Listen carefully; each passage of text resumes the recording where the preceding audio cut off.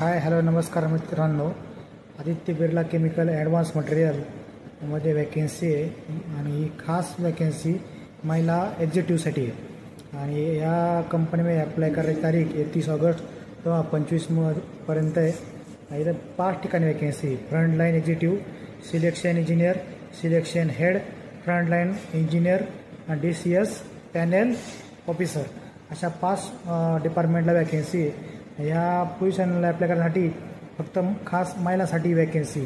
मित्रांनो, तुम्हाला या आदित्य बिर्ला केमिकलमध्ये अप्लाय करायचं असल्यास मला मेसेज करा. मी तुम्हाला त्याची लिंक कमेंटमध्ये देतो.